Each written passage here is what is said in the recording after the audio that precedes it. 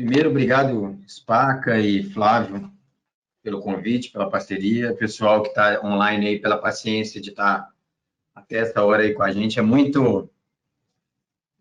honra ter a presença de vocês até essa hora da noite, na véspera da Semana Santa, embora ninguém vai poder sair de casa, né? Só Mas, falando, Daniel, temos mais de 220 pessoas online aqui.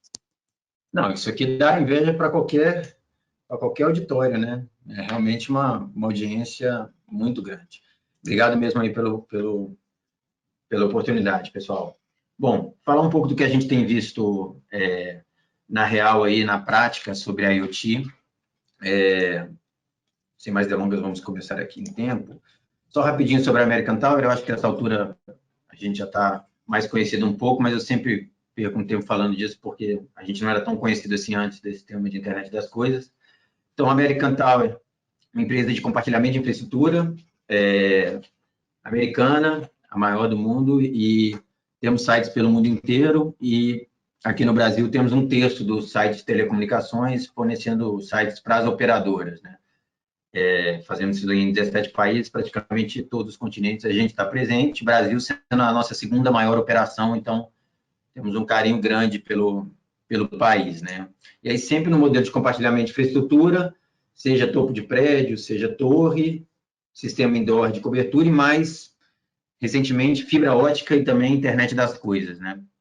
Aí a gente começa a agregar mais valor no serviço que a gente gera e consegue avançar um pouco na cadeia de valor, entregando mais valor para o mercado.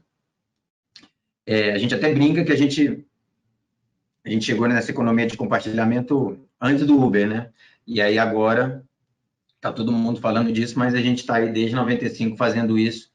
Então, basicamente, as torres dos ativos são nossos e a gente aluga e diminui o custo total de operação para os players da cadeia, né?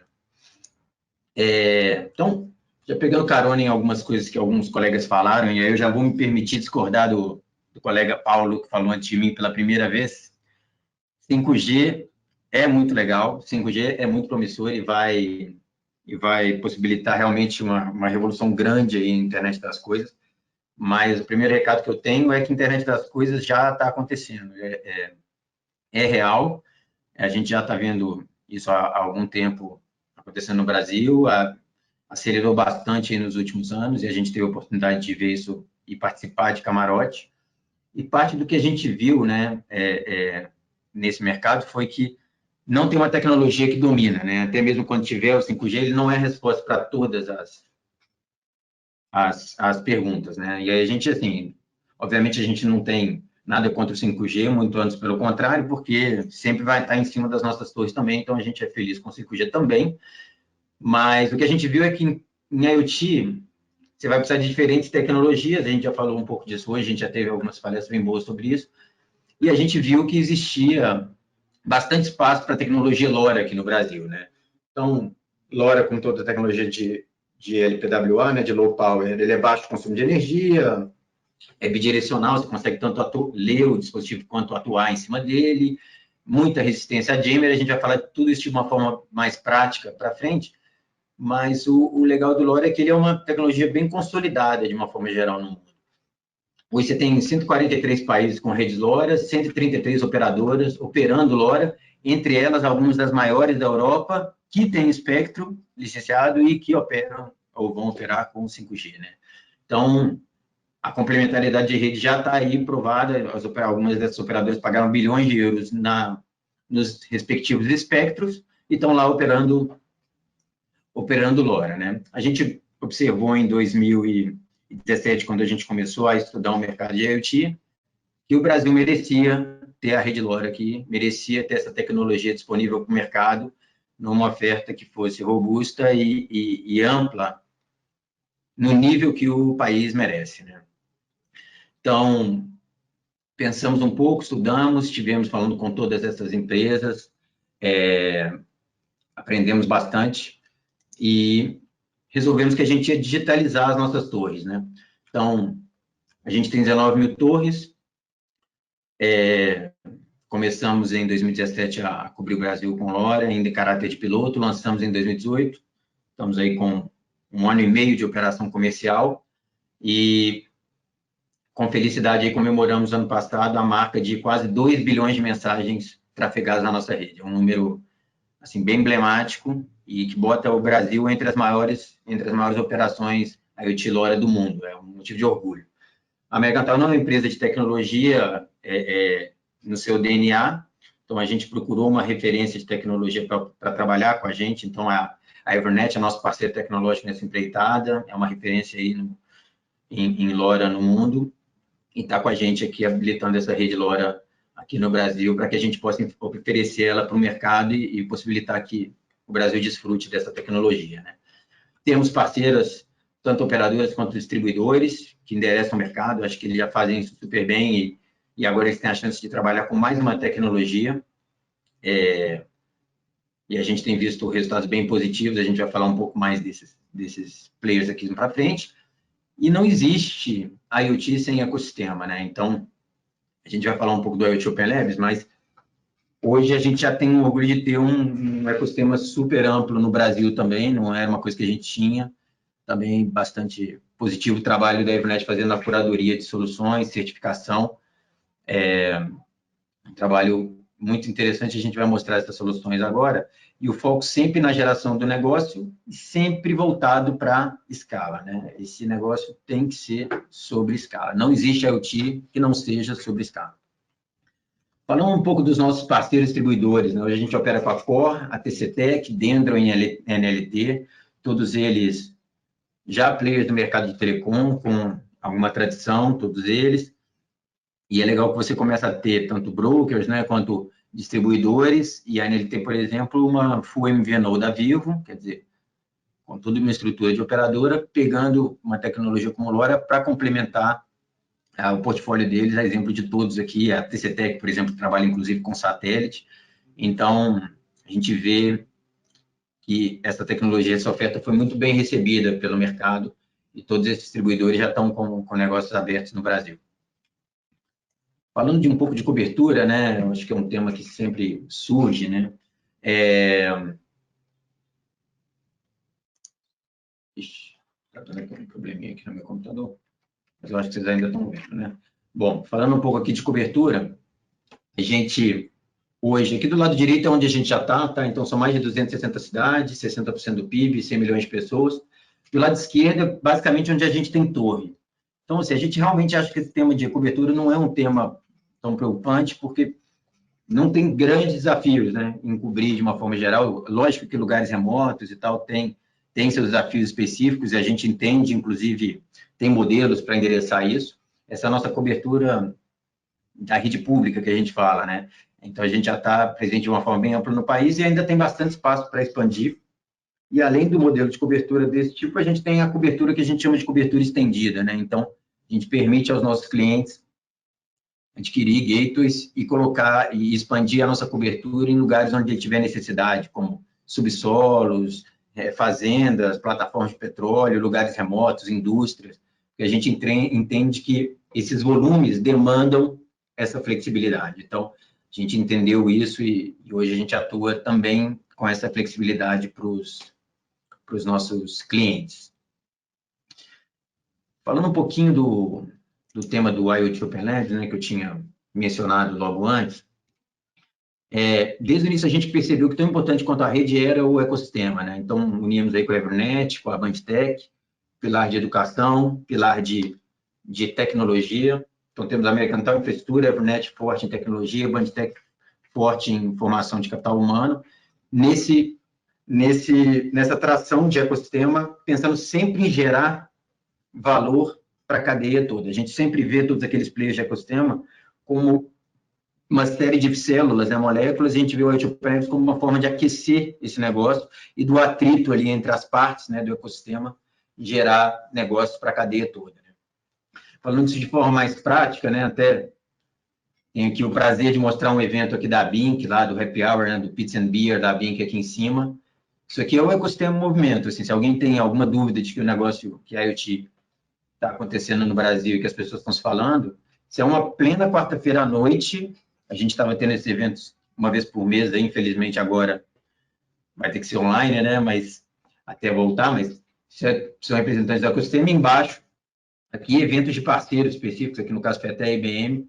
Então, mercado bem animado e usando o IoT Labs como uma forma de interação. A gente também está com o site, iotopenlabs.io, convido todo mundo para entrar.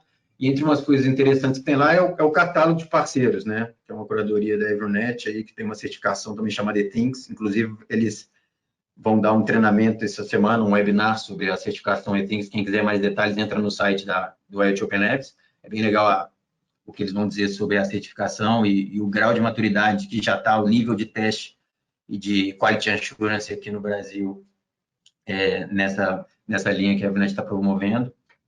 E aí hoje a gente se orgulha de ter um ecossistema amplo, né? A gente hoje quase que pode dizer, quase não, a gente pode dizer sem dúvida nenhuma que não existe caso de internet das coisas que não é resolvível por tecnologia.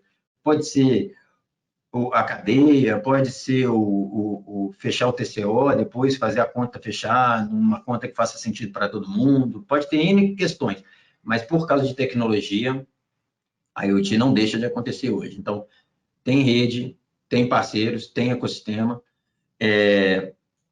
e hoje, quando a gente começou, a gente tinha bastante solução de fora do Brasil, né? E hoje a gente se orgulha de ter muita solução dentro do Brasil. Então, a maioria dos parceiros que a gente está mostrando são parceiros do Brasil e é um motivo de orgulho.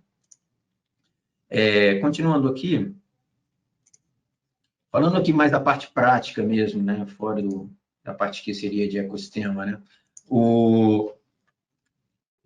um minutinho. Sempre que a gente fala de negócio, a gente fala aqui das verticais, né? Que são as mais relevantes aqui, né? Então, Brasil, país de proporções continentais, também com possibilidades e oportunidades continentais. Então, todos os números são superlativos, todo mundo que olha para o Brasil se interessa pelo tamanho que o Brasil tem e pelas oportunidades que ele oferece, né? Então, para citar alguns casos práticos aqui, né, que a gente vê e que são um motivo de orgulho aqui para o Brasil. Um caso que a gente anunciou logo que começou, né, a rede, quando a gente lançou em 2018, o caso da Maxtrack, caso puro, né, uma empresa que é referência de rastreamento de ativos e caminhões, cargas, de tecnologia para rastreamento, uma referência latino-americana e agora até mundial, tiveram a oportunidade de apresentar o caso deles no Brasil, na Alemanha, e viu que em LoRa, né, na possibilidade de usar LoRa, a chance de complementar o portfólio deles e poder oferecer soluções mais flexíveis, num custo mais baixo, podendo atingir um nível mais baixo da cadeia, inclusive. Então, para quem não conhece esse mercado, toda a cadeia de seguros, a coisa mais importante que você tem é a recuperação de ativo furtado, né? E sempre tem um atuarial, né, uma pessoa dentro da seguradora que fica fazendo conta para tentar chegar no número mágico ali do custo do ativo versus quanto ele custa para ser rastreado. Quando você trabalha com tecnologias como LoRa, né, que é de baixo custo e com flexibilidade para fazer o peer-to-peer, que eu já vou explicar, você derruba muito o TCO, né, o custo total da solução. E com isso, você habilita o rastreamento de ativos que até então não eram possíveis. Então, você tem carros mais baratos, eventualmente motos, até bicicletas em alguns casos, cargas, isso tudo graças à possibilidade de uso de tecnologias como LoRa, pelo target de preço e também pelo consumo de bateria, né? Que aí você tem uma autonomia de até 10 anos em dispositivos em campo, em alguns casos até mais, dependendo do volume que o dispositivo comunica, né? O Maxtrack anunciou na época lá que tinha 300 mil dispositivos conectados em LoRa e caracteriza um dos casos mais relevantes de LoRa aí no mundo, né? E para tangibilizar mais ainda como é que está funcionando essa complementariedade, né? Para pegar um outro exemplo de parceiro, que é a Flux Control, isso é como eles mostram lá a tecnologia deles, né? Então, eles usam satélite para rastrear caminhão, usam antena de celular e usam LoRa também, e usam LoRa peer-to-peer, que é esse negócio do caminhão que fala com caminhão que fala com carga, carga que fala com carga. Isso é uma flexibilidade incrível que o LoRa traz, que ele permite que você implemente esse tipo de coisa. Então, você passa a ter mais de um nível de inteligência. É a internet das coisas de fato, né? Porque não é a internet das pessoas, é as coisas se falando e e gerando valor. Então, a gente acredita muito nisso e isso é oferta de mercado deles. Quem procurar no YouTube, inclusive, tem uns vídeos bem interessantes sobre isso aqui funcionando, né? E aí, até um exemplo deles também, que está no site deles lá, de você pega um caminhão, tanto de sensor, tanto de tecnologia, e alguns ali você vai ter lá a carga, algumas travas, algumas coisas. Então, bem prático mesmo. Isso aí é inserção de tecnologia, complementariedade na veia, né? Não tem nem o que dizer. A Trucks, uma das maiores rastreadoras de caminhão e veículos de logística e carga do Brasil. Pulando rapidamente aqui de vertical, né, indo para a parte de Smart Cities, quando a gente pensa em LoRa, basicamente... Bom, voltando aqui, então, estava falando que do catálogo hoje a gente tem solução para boa parte dessas questões aqui. Se vocês forem no site da OpenLab, vocês vão ver.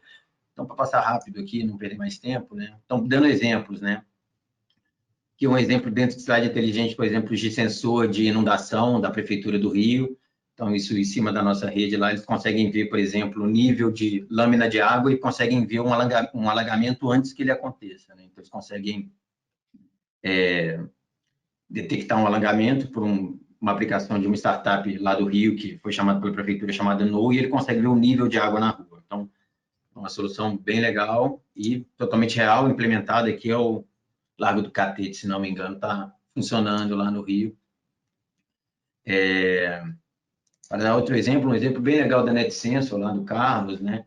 A parte de bueiro inteligente, né? Então, essas novas tecnologias como o LoRa, elas permitem até que o bueiro seja inteligente, então você consegue pegar não só o nível de enchimento do bueiro, você consegue saber se um bueiro está entupido e consegue limpar ele antes que isso aconteça, né, através dessa cerquinha. E, inclusive, tem uma expectativa até que isso consiga reduzir em algum nível criação de mosquito da dengue, que bueiro é um importante criador aí de mosquito de dengue, né? Então, esse é outro caso real que está acontecendo e tecnologia nacional de novo, é um motivo de orgulho para nós também. Fechando, né, acho que teve alguém que falou antes aí do caso da Lager, né, inclusive que tem como a Sabesp como seu, acho que, principal cliente, também celebrou contato com a Cor, né, aí usando a nossa rede. Então, Lager, que é uma referência nesse mercado de medidores de todos os tipos, também utilizando LoRa. Então, isso é um ponto muito interessante, como as empresas veem nessa questão de diversidade de tecnologia, a possibilidade de ampliar os negócios dela, né? Então, uma empresa com mais de 130 mil medidores, que inclusive disse na oportunidade lá, que se vê chegando a 250 mil medidores até o final do ano, e está contando com LoRa para atender, por exemplo, clientes como a Sabesp, né? Então, de novo, é difícil dizer que a IoT não está acontecendo e que não está acontecendo em escala, e a gente fica feliz de um pouco mais de 2 anos trabalhando nesse mercado, em conjunto com os nossos parceiros, ver isso tudo acontecendo e com expectativas cada vez maiores para esse mercado, né? E aí, deixando só uma mensagem final, né? A gente sempre fala muito da importância da escala aí, dos clientes dos parceiros que estão prontos para começar, para pilotar, para vender, né, e para escalar. E aí uma mensagem final, acho que é legal, é o seguinte, eu acho que até alguns falaram, né, o Paulo, inclusive, antes de mim, falou aqui da questão da parceria, né, a cadeia de valor é super importante. E sem essa orquestração entre as partes, até um papel forte do integrador, o valor não acontece.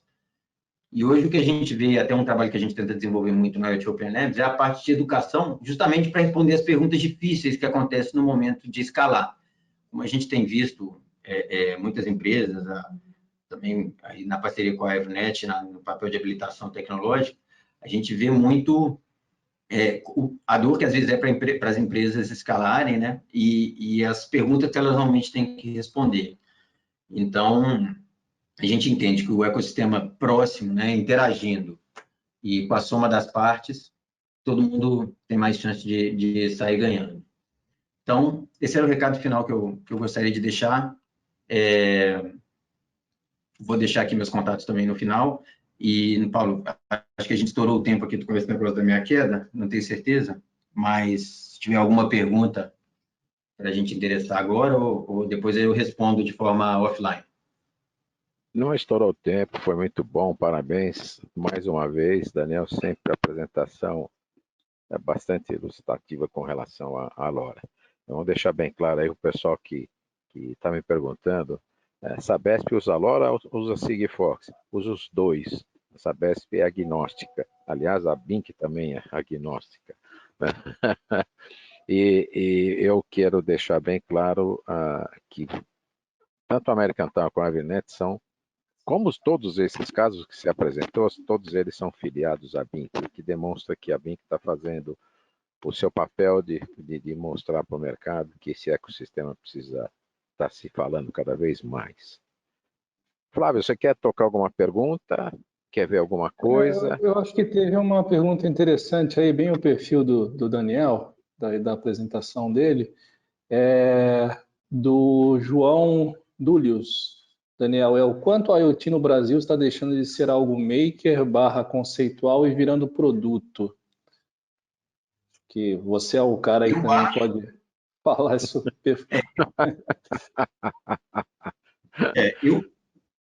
Eu espero que isso não aconteça dessa forma. Eu espero que a camada de maker fique cada vez maior e isso vai acabar empurrando a camada de produto, né? Muitas dessas evoluções tecnológicas e dessas coisas disruptivas que acontecem no momento de concepção de produto, né?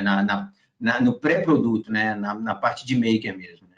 Então, o que a gente vê é uma subida de nível geral. Se a gente for falar que o maker está ficando mais maduro, está ficando mais pronto ele já chega cada vez mais pronto para poder ficar ready for POC, ready for sale, ready for scale, nesse ponto eu acho que está acontecendo sim, mas eu acho que tem muitas coisas que acontecem no momento do maker aí, né, que são muito importantes.